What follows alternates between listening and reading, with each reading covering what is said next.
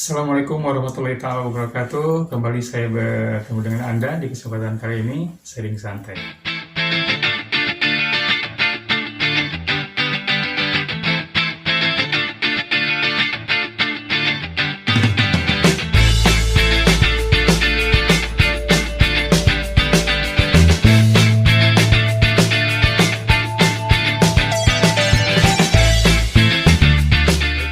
Kali ini saya akan mencoba membahas sedikit tentang proses beracara atau bersidang di pengadilan agama dengan latar belakang karena sebagian dari para pihak yang masuk ke pengadilan agama dalam rangka memproses perkara masih kebingungan apa yang akan dilalui dalam proses persidangan.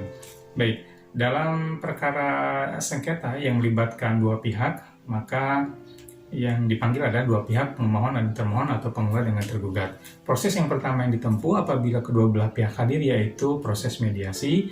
Proses mediasi adalah upaya dari pengadilan untuk mencari solusi sebelum masuk ke pokok perkara. Kalau selesai dengan damai, maka perkaranya dicabut ataupun dibuatkan akta perdamaian. Tetapi kalau tidak berhasil alias tidak berhasil mencapai kesepakatan, maka prosesnya akan berlanjut ke pokok perkara. Nah, dalam pemeriksaan pokok perkara ini, yang pertama adalah pembacaan surat gugatan atau surat permohonan. Yang kedua, kemudian ada proses jawaban-jawab, yang di situ ada proses jawaban dari tergugat, kemudian replik dari penggugat. Replik itu adalah tanggapan dari jawaban. Kemudian ada duplik dari tergugat, yaitu tanggapan dari replik penggugat. Setelah jawaban-jawab selesai, maka ke proses pembuktian. Proses pembuktian yaitu bagaimana penggugat meyakinkan majelis dengan dalil-dalil jawabannya dengan disertai dengan bukti-bukti, baik itu bukti surat, kemudian saksi, dan lain sebagainya. Setelah pembuktian dari penggugat dan tergugat yang diberi kesempatan dan porsi yang sama, maka proses selanjutnya adalah dalam perkara yang keterkaitannya dengan kebendaan semacam gugatan waris dan harta bersama, maka akan ditempuh pemeriksaan setempat atau pemeriksaan objek sengketa atau dikenal dengan desente. Kalau bukan perkara kebendaan, tidak terkait dengan kebendaan, maka prosesnya akan berlanjut ke proses kesimpulan.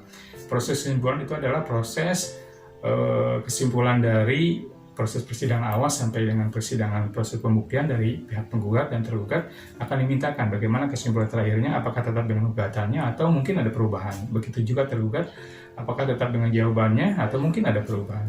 Setelah proses kesimpulan, maka terakhir adalah proses musyawarah majelis.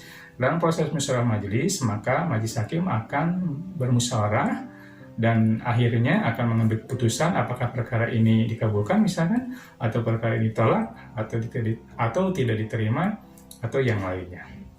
Secara sederhana seperti itu dalam perkara kontensius atau perkara yang ada lawannya, yang ada sengketanya. Kemudian dalam perkara yang tidak ada sengketa, atau dalam perkara yang biasanya diajukan permohonan, maka pihak yang dipanggil adalah pemohon. Proses yang pertama adalah pembacaan permohonan, kemudian juga kalau sudah siap dengan alat bukti, biasanya langsung akan diperiksa alat buktinya, baik itu surat ataupun saksi, dan setelah itu akan dimintakan kesimpulan dan kemudian musyawarah majelis. Sebenarnya itu bisa dalam satu kali persidangan kalau sudah siap semuanya. Apabila belum siap dengan alat bukti, maka biasanya persidangan ditunda ke persidangan berikutnya. Itu secara sederhana barangkali proses beracara di pengadilan agama.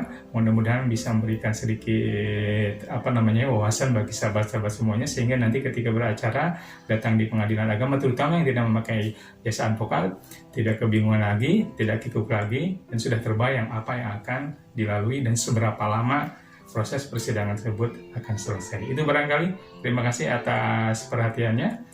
Assalamualaikum warahmatullahi wabarakatuh.